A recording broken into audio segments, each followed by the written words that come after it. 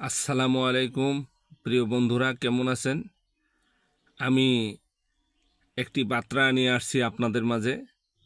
আসলে যারাই আমরা গাড়ি চালাই তাদের জন্যই আমার বিশেষ এই কথাটা। যারা গাড়ি চালাচ্ছি, যে দেখেন, বাংলাদেশে বর্তমানে 6 লক্ষ বৈধ ড্রাইভিং লাইসেন্স আছে। 6 লক্ষ পার হয়ে গেছে, বৈধ লাইসেন্স আছে। আসলে এই লোকগুলি দেখেন সব সময়ে অবহেলিত আছে, সব সময় অবহেলিত। দেখেন কত সরকার আসতেছে যাচ্ছে, দেখেন যে ড্রাইভারদের কোনো কাজ করতেছে।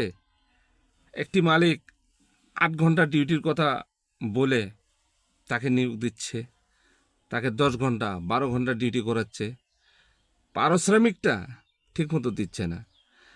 এই যে আমাদের যে কষ্টটি, আমরা কার কাছে বলবো? প্রিয় ভাইয়েরা, যারাই গাড়ি চালান, আমার এই ভিডিওটা আপনার কাছে গেলে অবশ্যই একটু লাইক শেয়ার করবেন। এরকম করতে করতে যদি আমরা প্রধানমন্ত্রী পর্যন্ত, নতুন প্রধানমন্ত্রী হয়েছে, এই পর্যন্ত যায়, আমি প্রধানমন্ত্রীর কাছে দৃষ্টি আকর্ষণ করতেছি যে আমরা যারা ড্রাইভার আছি, তে আমাদেরকে একটু মূল্যায়ন করুক, একটু দেখুক যে আমরা কত অবহেলিত আছি। আমরা কিন্তু অনেক অবহেলিত আছি। তো যদি একটু আমাদের দিকে দেখে যে আমরা ঠিকমতো 8 ঘন্টা ডিউটি করব, যে আমাদের পারিশ্রমিকটা যা তাই দিব। যে দেখেন, একটি হাসপাতালে গেলে তারা 8 ঘন্টায় ডিউটি করে, 8 ঘন্টার বেশি করে না। তারা 8 ঘন্টা করতেছে, সব জায়গায় 8 ঘন্টা। কিন্তু একটি ড্রাইভার কেন 12 ঘন্টা করবে? যে দেখেন, রংপুর থেকে একটি ড্রাইভার যখন ঢাকায় যায়, তার 8 ঘন্টা 9 ঘন্টা সময় লাগে। তো 9 ঘন্টা যাওয়ার পরও সে কিন্তু আবার ব্যাক হচ্ছে। তো 14-15 ঘন্টা একটি ড্রাইভার গাড়ি চালাতে পারে না।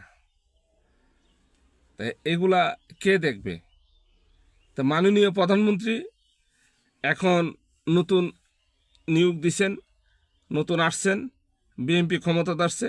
যদি আমাদের একটু দেখে আমাদের অনুভূতি করে, তা আমরা তার কাছে অনেক কৃতজ্ঞতা হব। এই 6.5 লক্ষ ড্রাইভার, তার কাছে কৃতজ্ঞতা। আমি একটি রংপুরে সংগঠনে আছি, তা আপনারা সবাই আমাকে দোয়া করবেন। যারা ড্রাইভার ভাইয়েরা আছেন, দোয়া করবেন আমার জন্য। আজকা 4র্থ রমজান, তো সবাই আমরা রোজা রাখি, নামাজ পড়ি, ধর্মীয় কাজ নিজের জন্য।